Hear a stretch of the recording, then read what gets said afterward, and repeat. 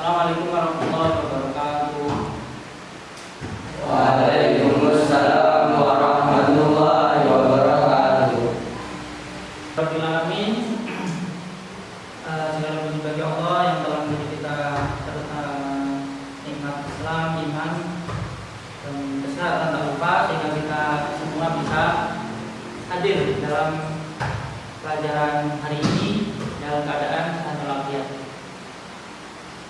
Langsung saja, silahkan ketua kelasnya untuk dipimpin berdoa bersama. Oke, siapa ketua kelasnya? Oh, Anas, ya, silahkan dipimpin. Jika berdoa, ada pada Tuhan berdoa mulai. Alhamdulillah minasyaitonir rajim. Bismillahirrahmanirrahim. Raditu billahi rabban wa bil Islam dinan wa Muhammadin nabiyyan wa rasulan. Rabbi zidni ilma warzuqni fahma. Amin ya rabbal alamin. Oke, anak-anak, hari ini adalah pelajaran fikih. Perlu diketahui, ilmu fikih itu ilmu yang sangat penting, terutama tentang bab sholat. Kenapa? Satu, orang yang tidak paham tentang fikih maka ibadahnya tidak akan sah. Pertama. Yang kedua, sholat. Sholat, kalau kalian semua ketahui, sholat adalah amal pertama yang nanti dihisab oleh Allah Subhanahu Wa Taala ketika hari kiamat. Jadi barang siapa sholatnya baik, insya Allah amal lainnya juga baik. Nah, ketika sholatnya sudah nggak baik, sholatnya bolong-bolong, berarti amal yang lain juga tidak terjamin adalah amal yang diterima atau amal baik. Nah itu, jadi pentingnya kalian semua untuk belajar ilmu fikih, terutama ilmu fikih yang sangat-sangat penting seperti sholat dan yang berhubungan dengan sholat seperti wudu, bersuci dan lain-lain. Jadi pertemuan hari ini akan bisa sampaikan materi tentang sholat. Jadi nanti kita pelajari tentang rukun, syarat dan sesuatu yang berhubungan dengan sholat. Oke, silakan dimanai jawab dulu ya. Bismillahirrahmanirrahim. Bagus sholati utawi bab jelasake sholat. Wahia utawi sholat rubatan ing dalam arah bahasane utawa saking arah bahasa doa iku dungo.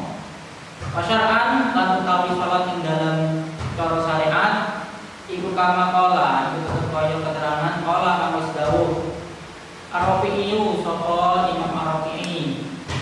Utawi sholat aqwalun iku pira-pira ucapan wa af'alun lan pira-pira penggawean.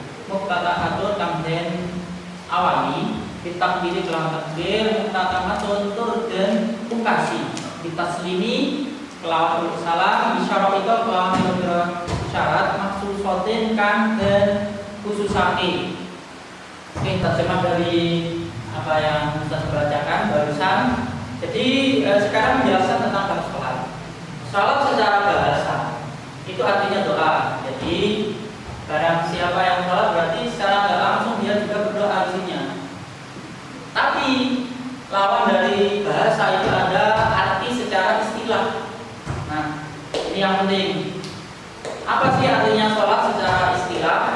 Di kitab ini, di kitab Fathul Qorib dijelaskan bahwa sholat adalah ucapan dan pekerjaan yang diawali dengan takbir dan diakhiri dengan salam. Nah, diakhiri dengan salam. Namun harus memenuhi syarat-syarat sholat tersebut.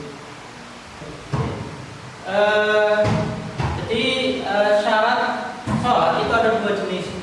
Ada yang namanya syarat wajib dan yang kedua namanya syarat sangat sah. Nah, syarat wajib itu seperti orangnya harus Islam. Jadi kalau orang Islam balik berakal, suci dari haid dan nifas, dia wajib sholat. Tapi sekarang kalau syarat sah, nah syarat sah itu ada setelah syarat wajib terpenuhi. Yang pertama, syarat sahnya sholat itu suci dari hadas kecil dan hadas besar. Hadas kecil cara menghilangkannya dengan wudhu, hadas besar cara menghilangkannya dengan mandi junub. Nah, yang pertama, yang kedua, badan, pakaian dan tempat ketika sholat itu harus suci.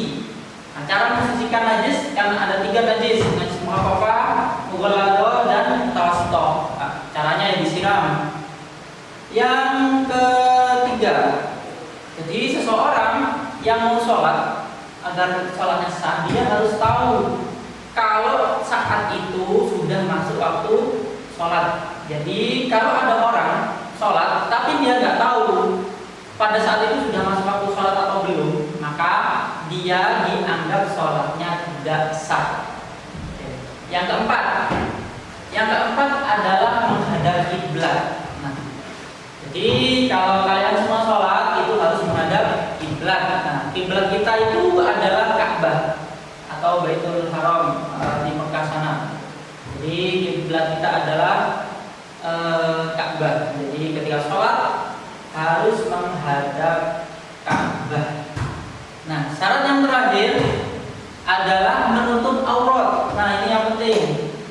Jadi kalau kalian semua sholat harus menutup aurat. Kalau kalian laki-laki, maka menutup antara pusar dan lutut harus tutup. Tapi harus kita ingat, selain ilmu fikih juga ada namanya ilmu akhlak. Jadi kalau kalian semua sholat hanya menutup lutut dan pusar, itu sah. Tapi itu nggak punya akhlak atau nggak punya adab. Nah, jadi kita sholat kan menghadap ke Allah. Jadi kalian semua pakaiannya harus rapi, minimal untuk bagian atas dan bawah. Jangan hanya pusar dan lutut. Itulah pentingnya belajar ilmu fikih, juga belajar ilmu akhlak. Dari materi yang sudah saya sampaikan, mungkin ada yang mau bertanya, mungkin ada pertanyaan dari kalian semua. Persilakan. Saya sekarang banyak orang yang nggak pernah sholat, padahal KTP-nya Islam. Nah, itu gimana hukumnya? Menjawab pertanyaan dari Rifki. Pertanyaannya adalah bagaimana zaman sekarang? Katanya tadi dikatakan bahwa sholat itu adalah amal pertama yang dihisab nanti ketika hari kiamat oleh Allah. Zaman sekarang kan itu ada. Nanti akan istilah Islam KTP, dalam artian orang itu Islam tapi mereka itu tidak sholat, atau sholat tapi tidak full 1 hari 5 kali atau 5 waktu. Bagaimana hukumnya? Pertama, yang perlu kalian ingat, sholat adalah salah satu pemberian atau peninggalan Nabi Muhammad yang harus kita jaga. Kalian pasti pernah mendengar cerita tentang Isra Mi'raj. Perjuangan Nabi Muhammad salah satunya apa?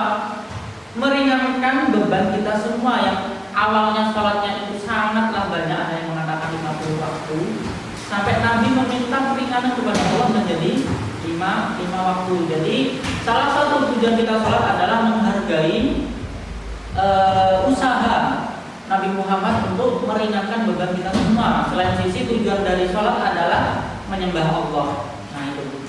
Yang selanjutnya, hukumnya bagaimana orang tersebut? Hukumnya ya dosa. Selama orang itu berakal, Islam, balik dan suci dari haid dan nifas, maka dia tetap wajib sholat. Sehingga di Islam itu ketika dia nggak mampu berdiri wajib sholat wajib, maka dia duduk. Ketika nggak mampu duduk, maka dia boleh tidur. Apa yang dia disebutkan? Jadi selama orang itu masih berakal, maka dia harus tetap sholat bagaimanapun keadaannya. Nah itu. Dan hukumnya gimana?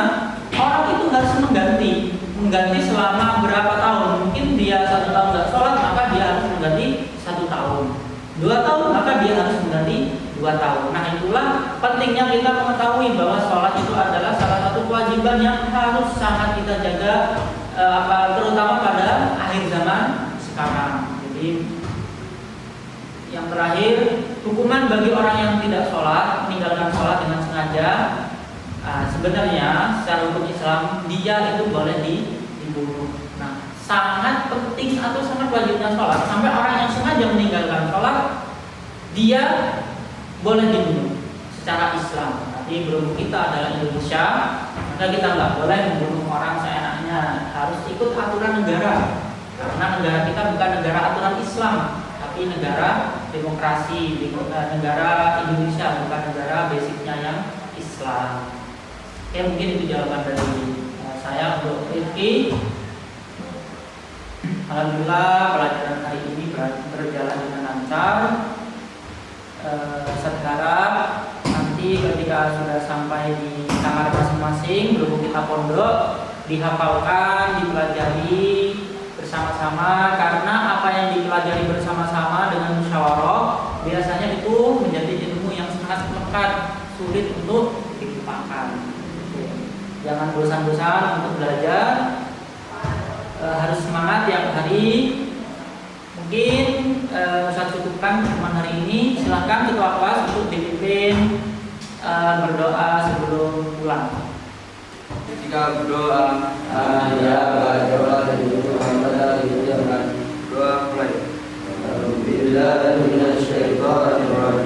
Bismillahirrahmanirrahim.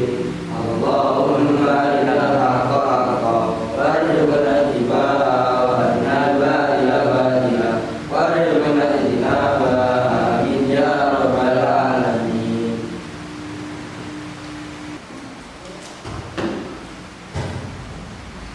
Assalamualaikum warahmatullahi